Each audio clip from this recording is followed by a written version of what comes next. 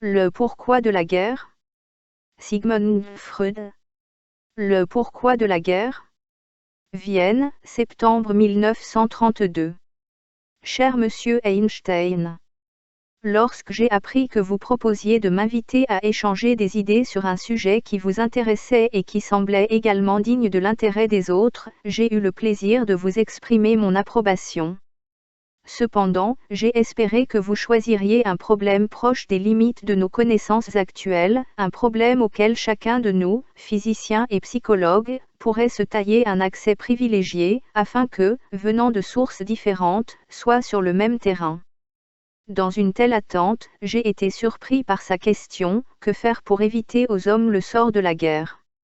Au début, j'ai eu peur sous l'impression de j'aurais presque dit, notre incompétence, car cela me paraissait une pratique obstinée qui correspond aux hommes d'État. Mais ensuite j'ai réalisé que vous ne posiez pas la question en tant que chercheur de la nature et physicien, mais en tant qu'ami de l'humanité, répondant à l'invitation de la Société des Nations, à la manière de Fridtjof Nansen, l'explorateur de l'Arctique qui recueillit chargé d'aider les masses affamées et les réfugiés victimes de la guerre mondiale. En outre, j'ai réfléchi qu'on ne m'avait pas demandé de formuler des propositions pratiques, mais seulement d'esquisser comment le problème de la prévention des guerres est présenté à la considération psychologique. Mais dans votre lettre, vous avez déjà exprimé presque tout ce que vous pouviez en dire. D'une certaine manière, vous avez coupé le vent de mes voiles, mais je naviguerai volontiers dans votre sillage et je me limiterai à confirmer ce que vous affirmez, en essayant de l'expliquer selon ma meilleure science ou présomption. Vous partez du rapport entre le droit et le pouvoir, c'est d'ailleurs le point de départ le plus approprié pour notre enquête. Puis-je remplacer le mot pouvoir par le terme, plus retentissant et plus dur, force? La loi et la force sont aujourd'hui, pour nous, antagonistes, mais il n'est pas difficile de démontrer que la première est née de la seconde, et en remontant aux origines archaïques de l'humanité pour observer comment ce phénomène s'est produit, la solution de l'énigme est sans effort nous est présentée. Cependant, pardonnez-moi si dans ce qui suit je passe en revue, comme s'il s'agissait d'actualité, des choses connues et acceptées de tous, le fil de mon exposé m'y oblige. Ainsi, en principe, les conflits d'intérêts entre hommes se résolvent par l'usage de la force. C'est le cas dans tout le règne animal, dont l'homme ne doit pas être exclu, mais il existe aussi chez lui des conflits d'opinion qui atteignent les plus hauts sommets de l'abstraction et dont la solution semble exiger d'autres ressources. En tout cas, ce n'est qu'une complication relativement récente. Au début, dans la petite horde humaine, la plus grande force musculaire était celle qui décidait à qui quelque chose devait appartenir ou dont la volonté devait être exécutée. Bientôt, la force musculaire fut renforcée et remplacée par l'usage des outils, celui qui possédait les meilleures armes ou qui savait les manier avec le plus d'habileté triomphait. Avec l'adoption des armes, la supériorité intellectuelle commence déjà à prendre la place de la force musculaire brute, mais le but ultime du combat reste le même, pour le mal qui lui est infligé ou pour l'anéantissement de ses forces, une des parties en conflit doivent être contraintes d'abandonner leurs prétentions ou leur opposition. Cet objectif est plus pleinement atteint lorsque la force ennemie est définitivement éliminée, c'est-à-dire lorsqu'il est tué. Un tel résultat offre le double avantage que l'ennemi ne peut recommencer son opposition et que le sort subi sert de leçon, décourageant ceux qui entendent suivre son exemple. Enfin, la mort de l'ennemi satisfait une tendance instinctive que j'évoquerai plus loin. À un moment donné, à la finalité homicide s'oppose la considération qu'en respectant la vie de l'ennemi, mais en le maintenant dans la peur, il pourrait être utilisé pour rendre des services utiles. Ainsi, la force, au lieu de le tuer, se borne à le subjuguer. C'est l'origine du respect de la vie de l'ennemi, mais dès lors le vainqueur dut compter avec les désirs latents de vengeance que nourrissait le vaincu, de sorte qu'il perdit une partie de sa propre sécurité. C'est donc la situation originelle, le plus grand pouvoir, force brute ou basée sur l'intellect, domine. On sait que ce régime s'est peu à peu modifié au cours de l'évolution, qu'un chemin a conduit de la force à la loi, mais quel était ce chemin? Je crois qu'il ne pouvait en être qu'un, celui qui passe par la reconnaissance que la plus grande force d'un individu peut être compensée par l'association de plusieurs plus faibles. L'union fait la force. La violence est vaincue par l'union, la puissance de l'unie représente désormais le droit, par opposition à la force de l'individu isolé.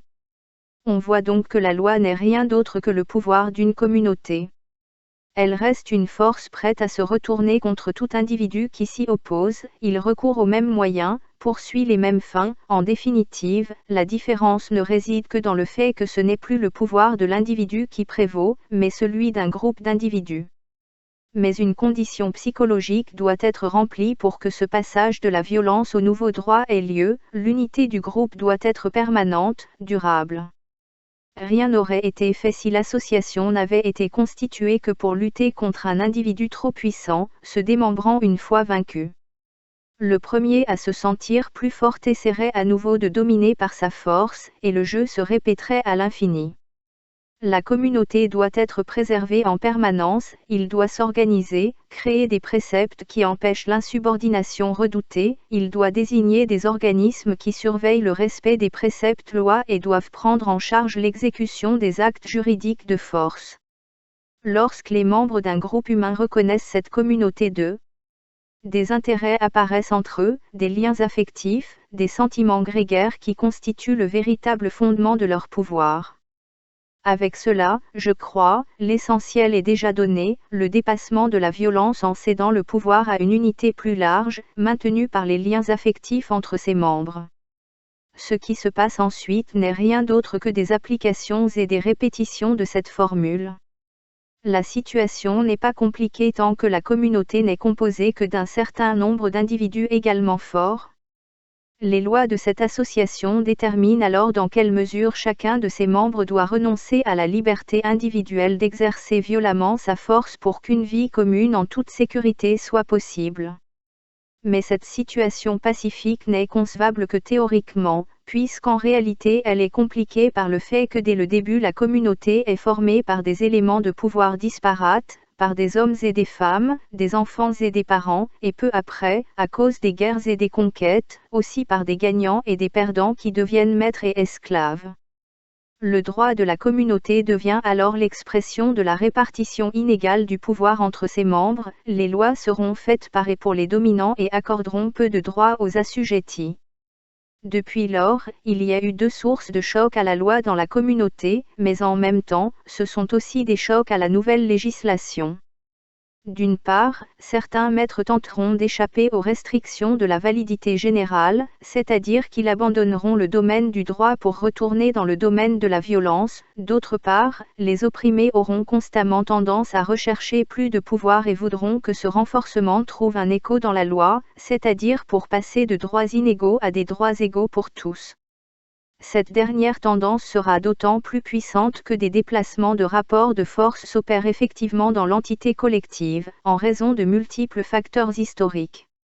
Dans un tel cas, la loi peut s'adapter progressivement à la nouvelle répartition du pouvoir ou, ce qui est plus fréquent, la classe dirigeante refusera de reconnaître cette transformation et cela conduira à la rébellion, à la guerre civile, c'est-à-dire à la suppression temporaire du droit et de nouvelles tentatives violentes qui, une fois écoulées, peuvent faire place à un nouvel ordre juridique. Il existe encore une autre source d'évolution juridique qui ne se manifeste que pacifiquement, c'est le développement culturel des membres de la communauté, mais cela relève d'un lien que nous n'aurons à considérer que plus tard. On voit donc que même au sein d'une même communauté, la solution violente des conflits d'intérêts ne peut être évitée. Cependant, les besoins et les objectifs communs qui résultent de la coexistence sur un même terrain favorisent l'arrêt rapide de ces luttes, de sorte que dans ces conditions la probabilité de recourir à des moyens pacifiques pour résoudre les conflits augmente sans cesse. Mais un coup d'œil sur l'histoire de l'humanité nous montre une série ininterrompue de conflits entre une communauté et une autre ou d'autres, entre des conglomérats plus ou moins grands, entre des villes, des régions, des tribus, des villes, des États, des conflits qui presque invariablement étaient décidés par la comparaison guerrière des forces respectives. De telles guerres se terminent soit par le pillage, soit par l'assujettissement complet et la conquête de l'une des parties en présence. Il n'est pas permis de juger toutes les guerres de conquête avec les mêmes critères. Certains, comme ceux des Moghols et des Turcs, n'ont conduit qu'à des calamités, d'autre part, à la conversion de la violence en droit, à la création d'entités plus larges, au sein desquelles la possibilité de déploiement des forces a été éliminée, résolvant les problèmes. Conflit à travers un nouvel ordre juridique. Ainsi, les conquêtes des Romains ont légué la précieuse Pax Romaine au peuple méditerranéen. Les tendances expansionnistes des rois de France ont créé une France paisiblement unie et prospère. Bien que cela puisse paraître paradoxal, force est de reconnaître que la guerre pourrait bien être une ressource appropriée pour instaurer la paix éternelle, tant désirée, puisqu'elle est capable de créer des unités si vastes qu'un pouvoir fort logé en son sein rendrait de nouvelles guerres impossibles. Mais en réalité la guerre ne sert pas ce but, puisque les succès de la conquête ne durent généralement pas, les nouvelles unités s'effondrent généralement à nouveau en raison d'une mauvaise cohérence entre les parties unies de force. De plus, jusqu'à présent la conquête n'a pu créer que des unions incomplètes, quoiqu'étendues, dont les conflits internes favorisaient encore davantage les décisions violentes. Ainsi, tous les efforts de guerre n'ont fait que conduire l'humanité à échanger de nombreuses et même continues petites guerres contre des conflagrations moins fréquentes, mais d'autant plus dévastatrices. Appliquant mes réflexions aux circonstances actuelles, j'arrive au même résultat auquel vous êtes parvenus par un chemin plus court. Il n'est possible d'empêcher les guerres en toute sécurité que si les hommes acceptent d'établir un pouvoir central, qui serait investi de la solution de tous les conflits d'intérêts. Cette formulation implique sans doute deux conditions, qu'une telle instance supérieure soit créée, et qu'un pouvoir suffisant lui soit conféré. L'un ou l'autre, à lui seul, ne suffirait pas. Or, la Société des Nations était projetée comme une instance de ce genre, mais la seconde condition n'était pas remplie, elle ne possède pas de pouvoir autonome, et elle ne l'obtiendrait que si les membres de la nouvelle unité, les différents États, se conférant ça-dessus. Il ne fait aucun doute qu'actuellement, les chances qu'une telle chose se produise sont très minces. Au total, l'institution de la Société des Nations serait méconnue si l'on ne reconnaissait pas qu'il s'agit d'une tentative rarement entreprise dans l'histoire de l'humanité et peut-être jamais tentée d'une telle ampleur. C'est une tentative d'acquérir, par l'invocation de certaines positions idéales, l'autorité, c'est-à-dire le pouvoir d'influencer péremptoirement, qui, en général, découle du pouvoir. Nous avons vu qu'une communauté humaine est unie par deux facteurs, le règne de la violence et les liens affectifs, techniquement nous les appelons « identifications », qui lient ses membres. L'un d'eux disparaissant, l'autre peut éventuellement maintenir la communauté ensemble. Bien entendu, les idées précitées n'ont de sens que si elles expriment des intérêts importants communs à tous les individus. On se demande alors quelle sera sa force. L'histoire nous enseigne qu'il pouvait en effet exercer une influence considérable. Ainsi, par exemple, l'idée panhellénique, la conscience d'être supérieur aux barbares voisins, idée si puissamment exprimée dans les amphictyonies, dans les oracles et dans les jeux de fête, était assez forte pour adoucir les coutumes guerrières des Grecs, mais elle n'a pas pu empêcher des conflits guerriers entre les unités du peuple hellénique et, qui plus est, elle n'a pas pu empêcher une ville ou une confédération de villes de s'allier au puissant ennemi perse au détriment d'un rival. De même, le sentiment de la communauté chrétienne, sans doute puissant, n'était pas assez fort pour empêcher à la Renaissance petits et grands États chrétiens de demander l'aide du sultan dans leur guerre mutuelle. À notre époque aussi, il n'y a aucune idée à laquelle une telle autorité unificatrice pourrait être attribuée. Le fait qu'actuellement les idéaux nationaux qui dominent le peuple conduisent à l'effet inverse n'est que trop évident. Certains prédisent que seule l'application générale de l'idéologie. Les bolcheviks pourraient mettre fin à la guerre, mais nous sommes sûrement encore loin de ce but aujourd'hui, et peut-être ne pourrions-nous y parvenir qu'à travers une terrible guerre civile. Dès lors, il semble que la tentative de substituer le pouvoir des idées au pouvoir réel soit pour l'instant vouée à l'échec. C'est une erreur de calcul si l'on ne tient pas compte du fait que le droit était à l'origine la force brute et qu'il ne peut pas encore renoncer à l'appui de la force. Je peux maintenant passer en revue une autre de vos propositions. Vous exprimez votre étonnement qu'il soit si facile d'enthousiasmer les hommes pour la guerre, et vous soupçonnez que quelque chose, un instinct de haine et de destruction, est à l'œuvre en eux pour faciliter cette ardeur. Encore une fois, je ne peux m'empêcher de partager votre avis sans restriction. Nous croyons à l'existence d'un tel instinct, et précisément ces dernières années nous avons essayé d'étudier ses manifestations. Permettez-moi donc d'expliquer une partie de la théorie des instincts à laquelle nous sommes arrivés en psychanalyse après de nombreux essais et erreurs. Nous admettons que les instincts des hommes n'appartiennent qu'à deux catégories, soit ce sont ceux qui tendent à conserver et à unir, nous les appelons érotiques, tout à fait au sens de l'éros du symposium platonicien, ou sexuel, élargissant délibérément le concept populaire de sexualité, où ce sont les instincts qui tendent à détruire et à tuer, nous les entendons par les termes instincts agressifs. Ou destruction. Comme vous le constatez, ce n'est rien d'autre qu'une transfiguration théorique de l'antithèse entre amour et haine, universellement connue et peut-être principalement liée à cette autre, entre attraction et répulsion, qui joue un rôle si important dans le domaine de votre science. À ce stade, ne nous précipitons pas pour introduire les concepts estimatifs de « bon » et de « mauvais ». Chacun de ces instincts est aussi essentiel que l'autre, et de leur action conjointe et antagoniste naissent les manifestations de la vie. Or, il semble que presque jamais un instinct appartenant à l'une de ces espèces ne puisse agir isolément, puisqu'il apparaît toujours lié, comme on dit, fusionné, avec une certaine composante originelle de l'autre qui modifie sa fin et que, dans certains cas, circonstance est l'exigence incontournable pour que cette fin puisse être atteinte. Ainsi, l'instinct de conservation, par exemple, est sans aucun doute de nature érotique, mais c'est précisément cet instinct qui a besoin d'agression pour mener à bien son but. De même, l'instinct d'amour d'objet a besoin d'un complément à l'instinct de possession pour saisir son objet. La difficulté d'isoler les deux sortes d'instincts dans leur manifestation est ce qui nous a longtemps empêchés d'en reconnaître l'existence. Si vous voulez bien m'accompagner sur une autre partie de mon chemin, vous apprendrez que les actes humains présentent encore une autre complication d'une autre nature que la précédente.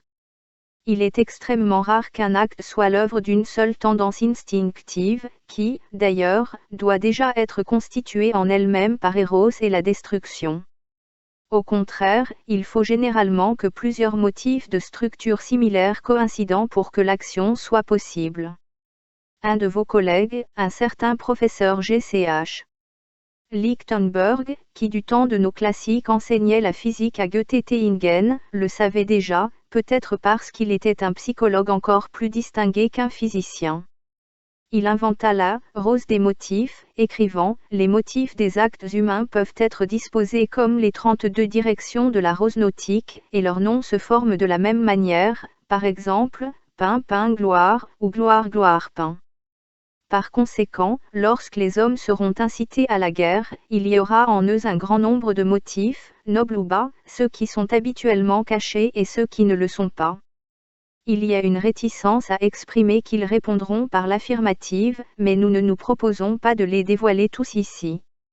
Sûrement parmi eux se trouve le plaisir de l'agression et de la destruction, les innombrables cruautés de l'histoire et de la vie quotidienne mettent en évidence leur existence et leur puissance.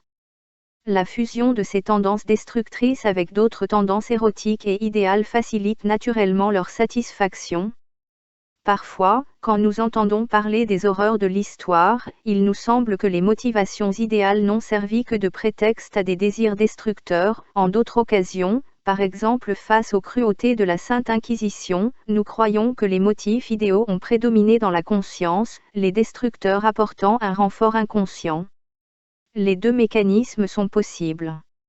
Je crains d'abuser de votre intérêt, saisi par la prévention de la guerre et non par nos théories.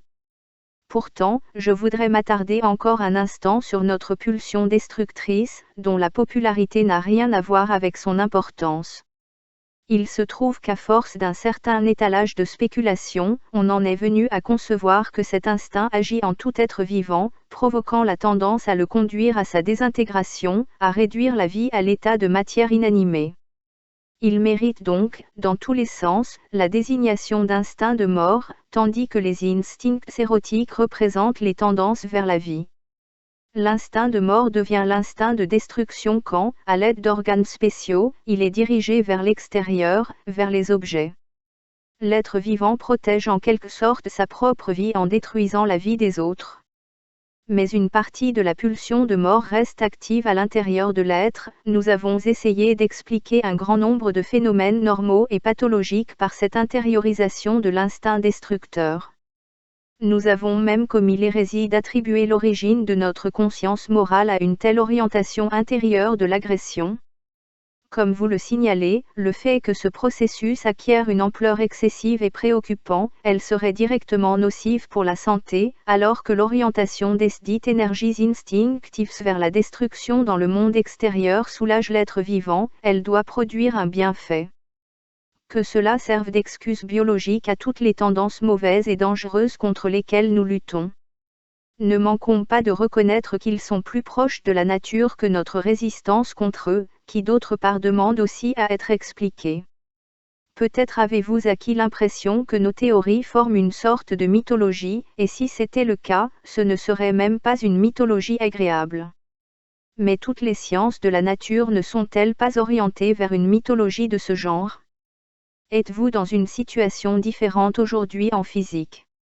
De ce qui précède, nous tirons pour nos objectifs immédiats la conclusion que les objectifs d'éliminer les tendances agressives de l'homme seront inutiles.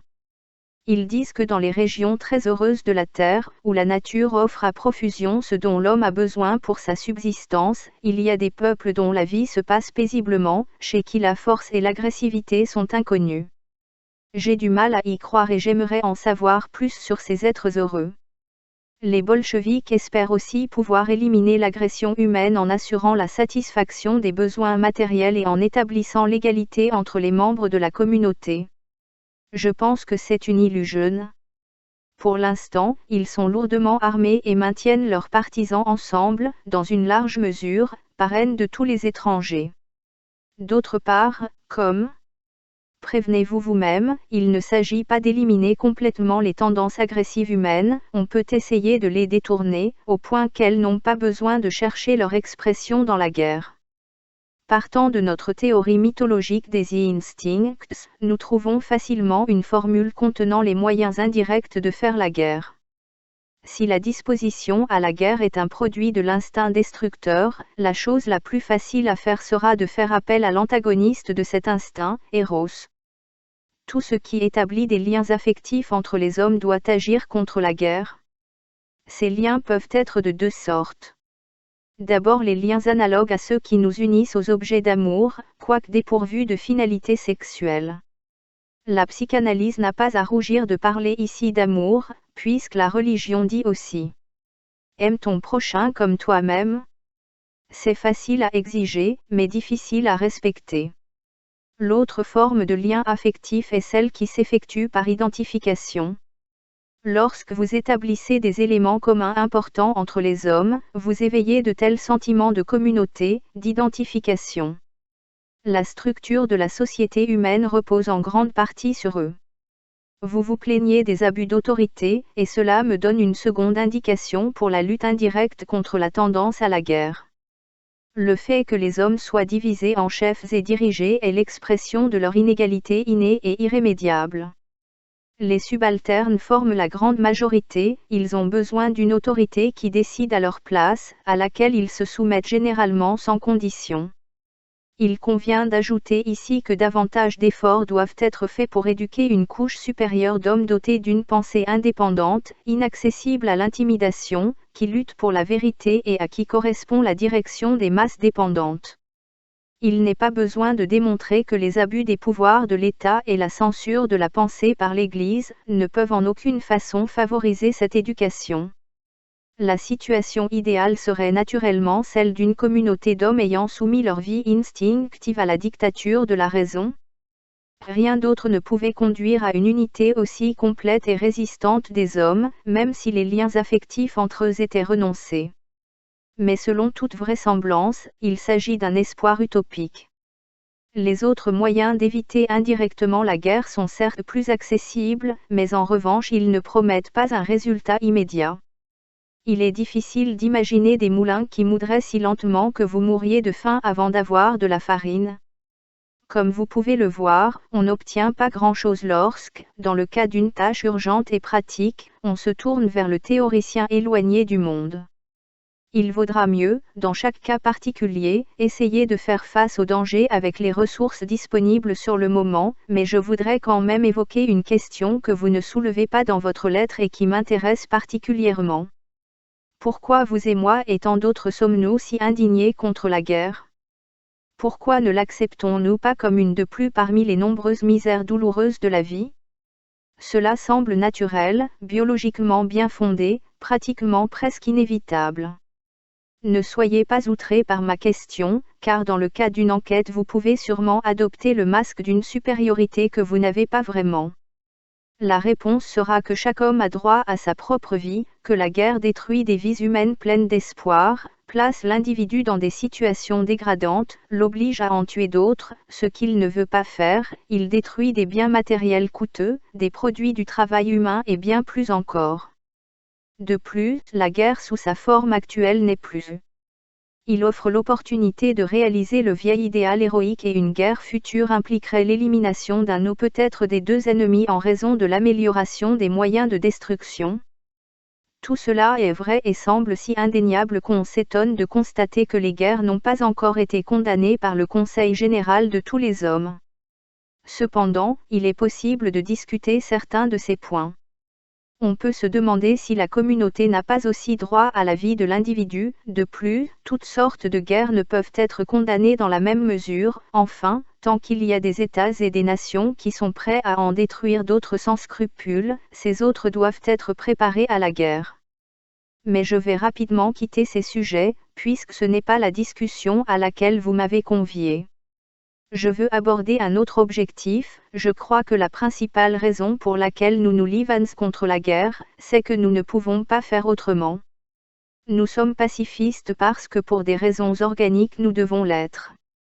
Il nous est alors facile de fonder notre position sur des arguments intellectuels. Ce n'est sûrement pas compréhensible sans une explication. Je crois ce qui suit, depuis des temps immémoriaux, le processus d'évolution culturelle a eu lieu dans l'humanité. Je sais que d'autres préfèrent l'appeler « civilisation ». C'est à ce processus que nous devons le meilleur de ce que nous avons réalisé, et aussi une bonne partie de ce qui cause notre souffrance. Ses causes et ses origines sont incertaines, sa solution, douteuse, certaines de ses caractéristiques, facilement appréciables. Peut-être conduira-t-il à la disparition de l'espèce humaine, puisqu'il inhibe la fonction sexuelle dans plus d'un sens, et déjà aujourd'hui les races sans instruction et les couches arriérées de la population se reproduisent plus rapidement que celles de haute culture. Peut-être ce processus est-il comparable à la domestication de certaines espèces animales. Elle entraîne certes des modifications organiques, mais nous ne pouvons pas encore nous faire à l'idée que cette évolution culturelle est un processus organique. Les modifications psychiques qui accompagnent l'évolution culturelle sont remarquables et indubitables. Elles consistent en un déplacement progressif des buts instinctifs et en une limitation croissante des tendances instinctives.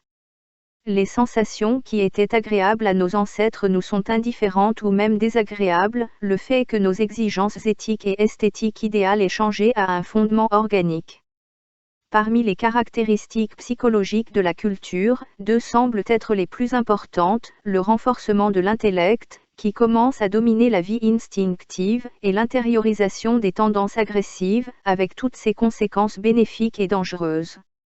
Or, les attitudes psychiques qui nous ont été imposées par le processus de culture sont niées par la guerre de la manière la plus violente et c'est pourquoi nous nous livrons contre la guerre, nous ne pouvons tout simplement plus la supporter, et ce n'est pas une question ici d'une aversion intellectuelle et affective, mais en nous, les pacifistes, s'agite pour ainsi dire une intolérance constitutionnelle, une idiosyncrasie magnifiée au maximum.